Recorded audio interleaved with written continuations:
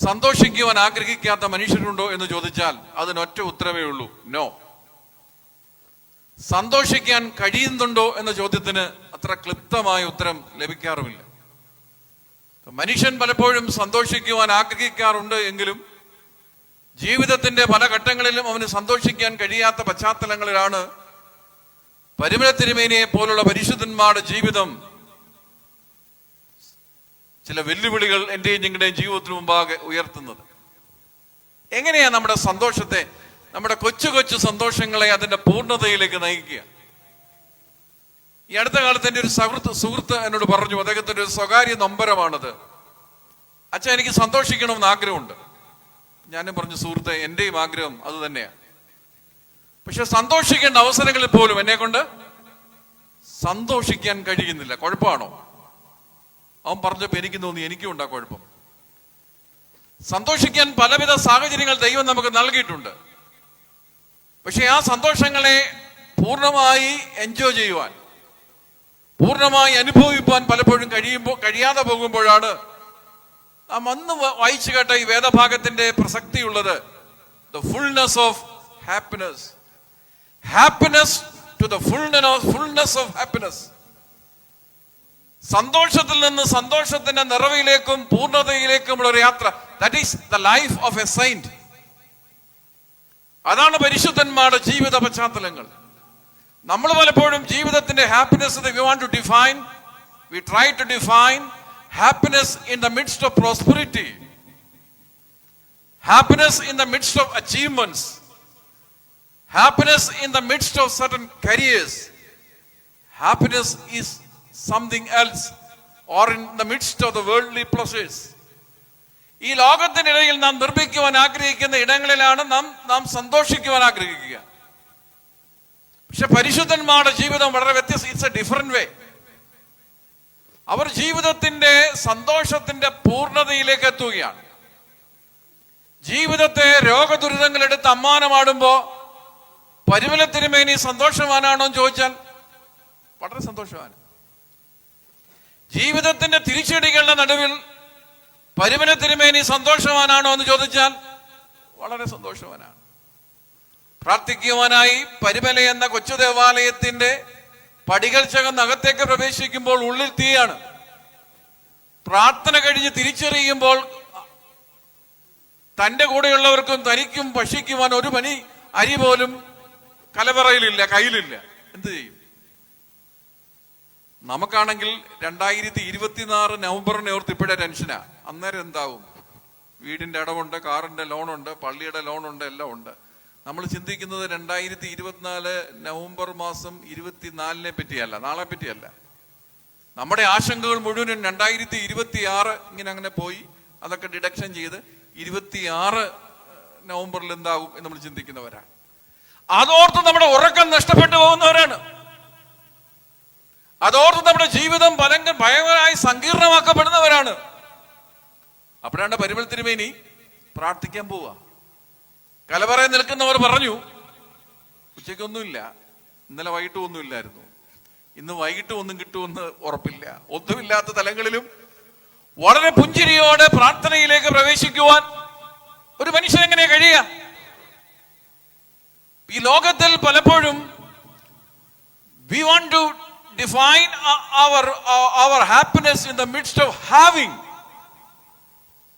എന്തെങ്കിലുമൊക്കെ ലഭിക്കുന്നതിന്റെ മധ്യത്തിലാണ് നാം സന്തോഷത്തെ നിർമ്മിക്കുക. But a saint tried to define his life in the midst of his being. അവനായിരിക്കുന്ന ജീവിത പശ്ചാത്തലങ്ങളുടെ നടുവിൽ അവൻ തന്റെ ജീവിതത്തെ സന്തോഷമയമാക്കുവാൻ മാറ്റുമ്പോഴാണ് വേദപുസ്തകം ചോദിക്കുന്നത്, സന്തോഷമുണ്ട്, പക്ഷെ ഫുൾനെസ് ഓഫ് ഹാപ്പിനെസ് ഉണ്ടോ? ഈ കുഞ്ഞുണ്ണി മാഷ് നമ്മോട് ചോദിക്കുന്നൊരു ചോദ്യമുണ്ട്. സൂചിക്ക് മൊനയാണോ വേണ്ടത്, കുഴയാണോ വേണ്ടത്? ഉത്തരം പറയാം. പിന്നെ പിള്ളേർ ചോദിച്ചു, എന്ത് മൊന എന്ത് കുഴ? സൂചിക്ക് മൊനയാണോ വേണ്ടത്, കുഴയാണോ വേണ്ടത്? നിങ്ങൾക്കറിയാം, തയ്യൽ നടക്കണമെങ്കിൽ രണ്ടും ഉണ്ടേലേ പറ്റൂ. ഏതെങ്കിലും സൂചിക്ക് ഭയങ്കര മൊനയാണ് എന്ന് പറഞ്ഞിട്ട് ഒരു കാര്യമില്ല. ഏതെങ്കിലും സൂചിക്ക് വലിയ കുഴയുണ്ടെന്ന് പറഞ്ഞിട്ട് ഒരു കാര്യമില്ല. മൊനയും വേണം. രണ്ടാമത്തെ ചോദ്യം കുഞ്ഞുണ്ണി മാഷിൻ്റെതല്ല, അമേലച്ചൻ്റെതാ. ജീവിതത്തിൽ സന്തോഷമാണോ വേണ്ടത്, സമാധാനമാണോ വേണ്ടത്? മതിയോ? സന്തോഷം വേണ്ടേ? ജീവിതത്തിൽ സന്തോഷമാണോ വേണ്ടത്, സമാധാനമാണോ വേണ്ടത്? ഇത് രണ്ടുമുള്ള അവസ്ഥയാണ് ഞാൻ പറഞ്ഞത്, ഫുൾനെസ് ഓഫ് ഹാപ്പിനെസ്. ഇത് ആവോളമുള്ള ജീവിതത്തെയാണ് നാം പരിശുദ്ധന്മാർ എന്ന് വിളിക്കുക. പരിമലത്തിരിമയുടെ ജീവിതത്തിന്റെ സ്ട്രെങ്ത് അതാ. കൊച്ചു കൊച്ചു പ്രതിസന്ധികൾ അതാ ജീവിത പരിസരങ്ങളിൽ ആശങ്കകളുടെ it's not make any shadows of anxieties. ജീവിതത്തിൽ ഒരു കരുതലും വീഴ്ത്താതെ സന്തോഷിക്കുവാൻ കഴിയുന്ന ഒരു തലമാണ്. നമ്മുടെ ജീവിതത്തിൽ പല പല കാര്യങ്ങൾ നിരന്തരമായി അന്വേഷിക്കുകയാണ്. എനിക്ക് എങ്ങനെയാണ് how to enjoy my life. എന്റെ ജീവിതത്തെ എങ്ങനെയാണ് നമുക്ക് എൻജോയ് ചെയ്യാൻ സാധിക്കുക? എങ്ങനെയാണ് ഈ ജീവിതത്തിൽ സന്തോഷിക്കാൻ കഴിയുക? ദൈവത്തോട് ചേർന്ന് നിൽക്കുന്ന ഒരു ജീവിതം, a proper and healthy relationship with his Lord Savior. തന്റെ രക്ഷകനുമായുള്ള ആ അണമുറിയാത്ത ബന്ധം ഒരു പരിശുദ്ധന്റെ ജീവിതത്തെ സന്തോഷത്തിന്റെ നിറകുടമാക്കി മാറ്റുകയാണ്. പലപ്പോഴും ഈ പരിമല പെരുന്നാളിൽ ഒരാഴ്ചക്കാലം ഞാൻ അവിടെ താമസിച്ച് നൽകിയ ഒരാളാണ് ഞാൻ. അനേകായിരങ്ങൾ ഈ വർഷത്തെ പെരുന്നാളിൽ പരിശുദ്ധന്റെ പരിമലത്തിന്റെ കബറിടത്തിൽ തടിച്ചുകൂടി. പ്രാർത്ഥനയുടെ അണമുറിയാത്ത അവസ്ഥയാണ്. കണ്ണുനീരിന്റെ വലിയ ബോധ്യങ്ങളാണ്, നിലവിളിയുടെ സ്വരങ്ങളാണ് അവിടെ ഉള്ളത്. ഞാനിങ്ങനെ മാറി നിന്ന് ഇവരൊക്കെ എന്താണ് പ്രാർത്ഥിക്കുന്നത് ചിന്തിച്ചു. അവരൊക്കെ പ്രാർത്ഥിക്കുന്നത് അവരവരുടെ കൊച്ചു കൊച്ചു തലവേദനകളെ പറ്റിയാണ്, കൊച്ചു കൊച്ചു പനിയെപ്പറ്റി, ഇത്തിരി നഷ്ടങ്ങളെ പറ്റി, ഇത്തിരി വേദനകളെ പറ്റിയൊക്കെ പ്രാർത്ഥിക്കുന്നു. ആരുടെ മധ്യസ്ഥതയില്ലാത്ത അഭയം തേടുന്നറിയാമോ? അൾസർ എന്ന മാരകരോഗം, ഇന്നത്തെ പോലുള്ള ട്രീറ്റ്മെന്റ് സംവിധാനങ്ങൾ വികസിക്കാത്ത അൾസർ എന്ന മാരക രോഗത്തെ ഒരു ചെറിയ കീറ്റുശീലകൾ വെച്ചു, ചെറിയ തുണിക്കഷ്ണങ്ങൾ കൊണ്ട് വയറിൽ വരിഞ്ഞു മുറുക്കി വേദനകളെ കടിച്ചമർത്തി വേദനകളോട് താതാത്മ്യപ്പെടുത്ത് ദൈവസന്നിധിയിലാക്കപ്പെട്ട പരിമളത്തിരിമയുടെ മുമ്പിൽ ചെന്ന് നമ്മൾ സങ്കടപ്പെടുന്നത് കഴിഞ്ഞ ആഴ്ചയും എന്ന് പ്രാർത്ഥിച്ചു തലവേദനയെ പറ്റി, ഇതുവരെ അടുത്ത ആഴ്ചയോടെ വരുമേ എന്നാണ്. എന്നെ കേൾക്കുന്ന പ്രിയപ്പെട്ടവരെ, ഒരു പരിശുദ്ധന്റെ ജീവിതം നമ്മെ അമ്പരപ്പിക്കണം. No saint born as a saint, but his life on the earth made him a saint. ഒരു പരിശുദ്ധന്റെ അതിമാനുഷികനല്ല, നമ്മളിൽ ഇടയിൽ നമ്മെ പോലെ ജീവിച്ച ഒരാളാ. പക്ഷെ ദൈവവുമായുള്ള ഒരു പ്രോപ്പർ റിലേഷൻഷിപ്പ് മെയിൻറ്റെയിൻ ചെയ്യാൻ കഴിയുന്നതുകൊണ്ട് ആ സജീവമായ ബന്ധത്തിന്റെ ഊഷ്മളതയിലേക്ക് എത്തുമ്പോൾ that life can produce certain kinds of frequencies. ആ ജീവിതത്തിന് ചില നാദതരംഗങ്ങളെ ഉയർത്തുവാൻ കഴിയുക, നമ്മളെ സ്വാധീനിക്കാൻ കഴിയുക, ആ നമ്മൾ സന്തോഷം കണ്ടെത്തുവാൻ. പലപ്പോഴും പറയും അവിടെ പോയി ഒന്ന് പ്രാർത്ഥിച്ചു കഴിയുമ്പോൾ വലിയ ആശ്വാസമാണ്. ഇപ്പൊ ഈ കൊച്ചു ഇടവകയിലേക്ക് കടന്നു വന്ന് ഇവിടെ ഞായറാഴ്ച വന്ന് പ്രാർത്ഥിക്കുമ്പോൾ നിങ്ങളും പറയും ഒരാശ്വാസം ഉണ്ടച്ചാ. എന്താ ഉണ്ട്? എങ്ങനെയാണ് ഒരാളുടെ സാന്നിധ്യം മറ്റുള്ളവർക്ക് റിലീഫായി മാറുക? നാം നമ്മുടെ ജീവിതത്തിലേക്കൊന്ന് എത്തുക, നമ്മുടെ കുടുംബത്തിലേക്കൊന്ന് എത്തുക. നമ്മുടെ മക്കൾക്ക് നമ്മുടെ സാന്നിധ്യം ഒരാശ്വാസമാണോ? Is it really a relief? ഒരു ഭർത്താവ് എന്ന നിലയിൽ ഭാര്യയ്ക്ക് നിങ്ങളുടെ സാന്നിധ്യം is it really a relief? നമ്മുടെ സാന്നിധ്യം എങ്ങനെയാണ് മറ്റുള്ളവർക്ക് സ്വാന്തനമായി മാറുക? That is a life of a saint. അതാണ് പരിശുദ്ധന്റെ ജീവിതം. ആ പരിശുദ്ധന്റെ ഓർമ്മ പോലും നമുക്ക് സ്വാന്തനമായി മാറുകയാണ്. മരണശേഷം 122 വർഷക്കാലം, മരണത്തിന് ശേഷം 122 വർഷക്കാലം പിന്നിടുമ്പോഴും നമ്മെ ഇൻഫ്ലുവൻസ് ചെയ്യുക, നമ്മളെ സ്വാധീനിക്കുക, നമുക്ക് ആരോഗ്യമായി മാറുകയാണ്, നമുക്ക് സ്വാതന്ത്ര്യമായി മാറുകയാണ്, നമുക്ക് മുന്നോട്ട് പോകാനുള്ള കരുത്തൽ ദിശാബോധം പകരുകയാണ്. എന്നെ കേൾക്കുന്ന പ്രിയപ്പെട്ടവരെ, ജീവിതം ഇങ്ങനെ വെറുതെ ജീവിക്കാനുള്ളതാണ് എന്നതും ജീവിതം ഇങ്ങനെ വെറുതെ ജീവിച്ച് പലർക്കും ഒരു കാഴ്ചപ്പാടുണ്ട്. എൻ്റെ കണക്ക് കൂട്ടലിൽ വർഷത്തിൽ 365 ദിവസമുണ്ട് എന്നാണ് ഞാൻ പഠിച്ചു വെച്ചിരിക്കുന്നത്. പക്ഷെ പലരുടെയും ജീവിതത്തിൽ ഇപ്പം 2 ദിവസമേ ഉള്ളൂ പ്രധാനപ്പെട്ടതായുള്ളത്. ഏതൊക്കെയാ 2 ദിവസം എന്ന് പറയാമോ? 365 ദിവസം ഉണ്ടെങ്കിലും പലരും ആത്മാർത്ഥമായി സന്തോഷിക്കുകയും ആഘോഷിക്കുകയും ചെയ്യുന്ന 2 ദിവസമേ ഉള്ളൂ. എന്തോ അത്?